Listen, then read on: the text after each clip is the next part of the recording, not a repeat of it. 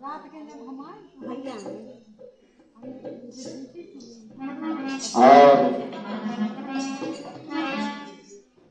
सबके गुरु है हमारे। तो दृश्य पधारे हुए हमारे बहुत अच्छे अच्छे संगीतकार, हम दूर दूर संगीत में हमारे जाते हैं। जो भैया हमारे सुरेश बाबू जी अमगांव से पधारे हुए, और आज है रात्रि में राम जानकी का मंदिर है, राम जानकी का मंदिर है जहाँ होना है। तो आज रात्रि में राम जानकी मंदिर में वहां पर भगवान की कथा उत्पन्न का प्रयोजन रखा गया है। सभी भक्तजन श्रोतागण माताएं बहनें राम जानकी को मंदिर पूज रहे हैं। और तो राम जानकी मंदिर में आप पधारेंगे जहाँ पर यह खंड रामायण हो रही है, तो वहां पर सत्संग होगा और भारी से भारी श्रद्धा पर पधारेंगे। ये भी जब भगवान की कृपा होती है, जन्म जन्म के पुण्य एकाग्र होते हैं, तभी ऐसा अवसर प्राप्त होता है।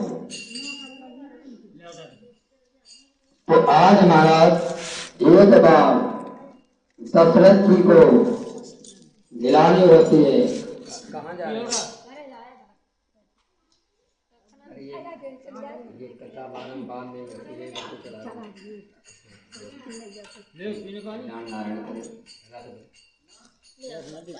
और ये अवसर पहला बात है कि बड़े भाग से मानव जीवन मिलता है, और ये मानव जीवन किस लिए मिला है? तुम तो पी लो नहीं था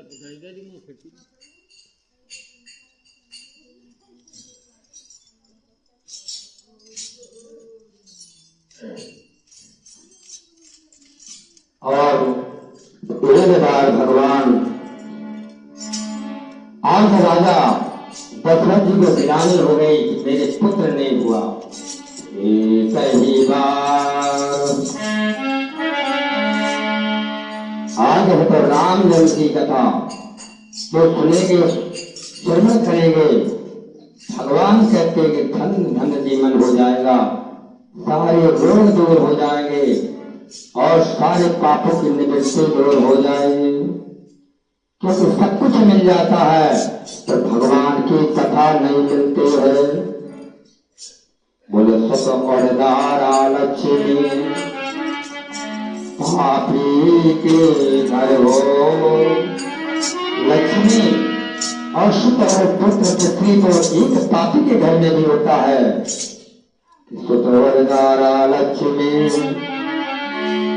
हमारे इस माता जी की तरफ से भगवान पर समर्पित किए। जय हो नारायण कल्याण करे माता जी का। और यहाँ के बहुत सुंदर भक्त हैं हमारे माताएं बहनें, इस कथा तक आए, सदा ही भगवान नारायण कल्याण करे। और आप बैठे, क्योंकि संख्या को बढ़ना चाहिए, सुनने वाले को करना ना चाहिए, क्योंकि ये भाव भगवान का ये दरबार है।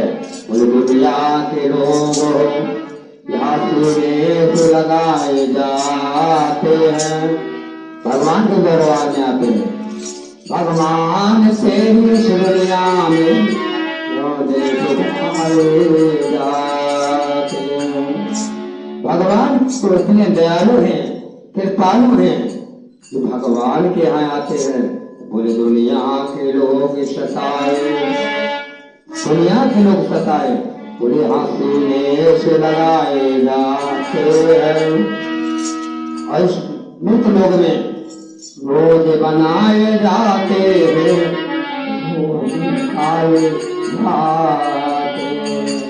कोई आता है, कोई जाता है। संसार परमात्मा सजग पिता है, सबकी आत्मा है, वो कभी आता जाता नहीं है, वो भगवान है।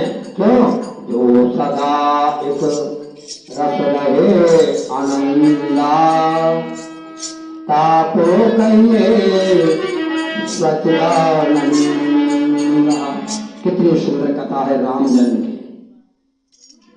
आज सच्चिदानंद साक्षात भगवान प्रकट होने जा रहे हैं।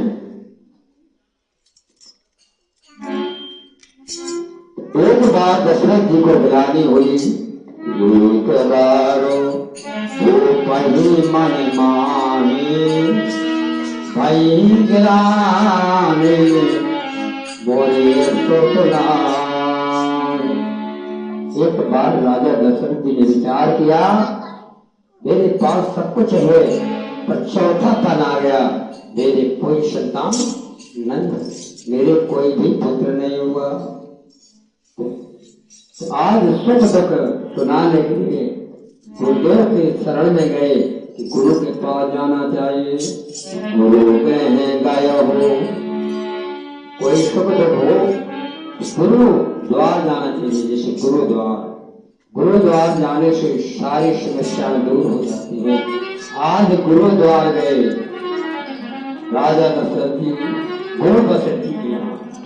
गुरु गृह माने घर, गुरु गृह गयो तुरंत मही पाला। राजन गए दशरथ जी और चरण लागे कर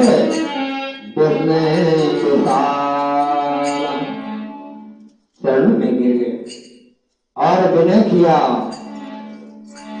गुरुदेव से, ये भगवान गुरु वशिष्ठ जी के घर जाकर के उनके चरणों में गिरकर के बहुत सी विनती किया और कहा, हे भगवान हे गुरुदेव मुझे सुख दुख। दशरथ जी ने सुख दुख सब कुछ कह मारा, कुछ नहीं रखा कहने को, क्योंकि गुरुदेव से सब कुछ ही बता देना चाहिए। सारी विपत्ति सुख दुख जो सुना देता है, भगवान कहते हैं उसके यहाँ कभी दुख नहीं आता। आज राजा दशरथ जी ने सुख रोए सुनायो, रो के ही बदल करके सुनाने लगे। कहीं वशिष्ठ बहु समझायो, बहुत सा वशिष्ठ गुरु जी ने समझाया, हे राजन चिंता ना करो, तेरे पुत्र होंगे। आज गुरु वशिष्ठ जी ने कहा, धरहूं धीरो कोई है सौतेचारी। और कैसे पुत्र होंगे? त्रिभुवन मेरे प्रिय भक्त भय हारी, सबका भय कर दूर करने वाले। उन्होंने अपना सारा दुख और सुख गुरु को सुनाया। गुरु वशिष्ठ जी ने उन्हें बहुत तरह से समझाया, धीरज धरो, तुम्हारे 4 पुत्र उत्पन्न होंगे। ये पुत्र के लिए रो रहे हो राजन, 4 पुत्र होंगे तुम्हारे शीघ्र आनंद में, और त्रिलोक में प्रसिद्ध होंगे और भक्तों को हितकारी होंगे। भक्त के यहाँ दुख आएगा तो भय हरने वाले होंगे, ऐसे तुम्हारे पुत्र होगा।